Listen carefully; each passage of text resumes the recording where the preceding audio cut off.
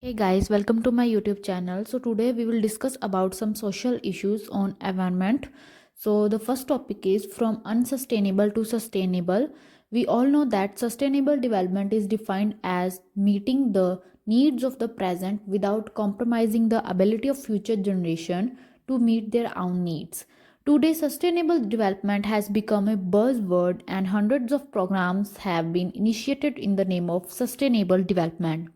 Our natural resources are just drilling due to overexploitation. If it continues, very soon we are facing a doomsday. This issue of sustainable development emerged on an international level in 1992 in the UN Conference on Environment and Development. This is popularly known as Earth Summit held at Rio de Janeiro, Brazil. There are two aspects of sustainable development. The first is intergeneration equity. It states to hand over safe, healthy, and resourceful environment to future generation.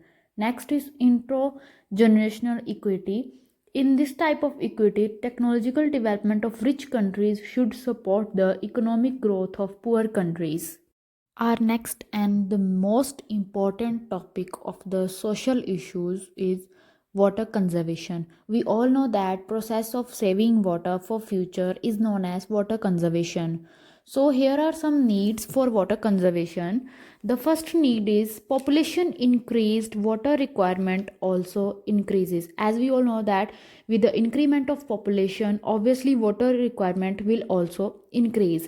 Next is due to deforestation, annual rainfall decreases. Deforestation means cutting of forest on large number is known as deforestation. So with the increment of deforestation, our annual rainfall will also decreases.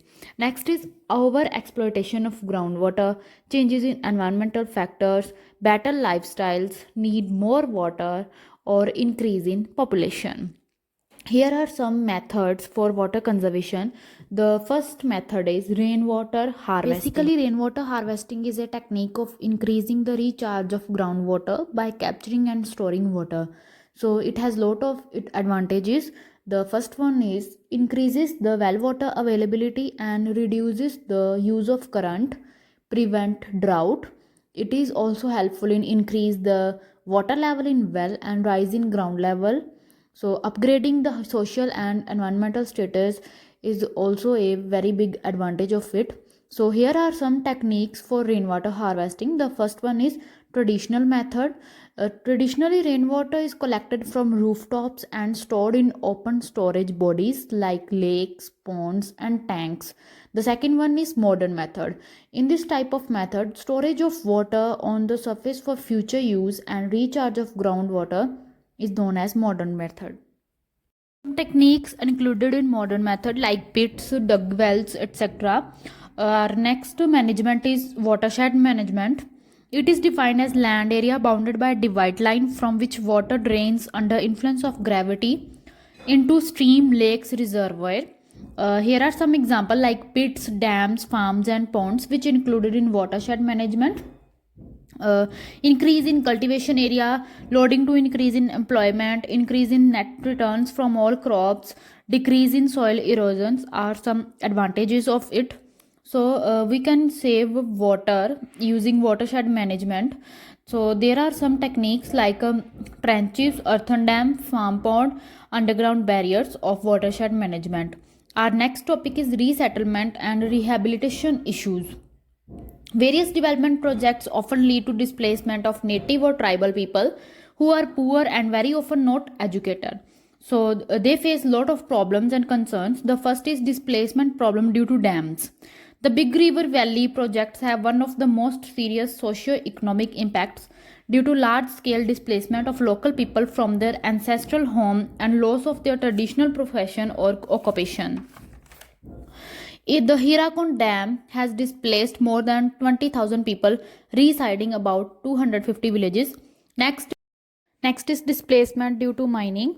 Mining is another development activity which causes displacement of the native people. Several thousands of hectares of land area is covered in native people are displaced.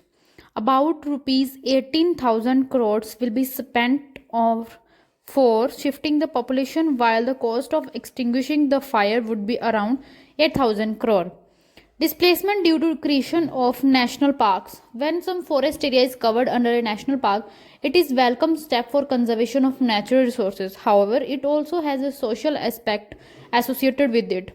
A major portion of the forest is declared as core area where the entry of local people is restricted, so they started destruction activities. The major issues related to displacement and rehabilitations are tribals are usually most affected amongst the displaced who are already poor. Breakup of families and women are the worst affected.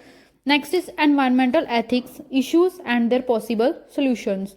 Overexploitation of forest, land, water, as well as various living components of biosphere, and failure to tackle the problem of pollution and environmental degradation are exposing the humanly to the threat of a global environment crisis. So here are the functions of environment, like a life supporting medium for all organism. Healthy economy depends on healthy environment. Ethical guidelines included love and honor the earth, should be grateful to plants and animals, should not steal from future generation, should share the precious earth resources.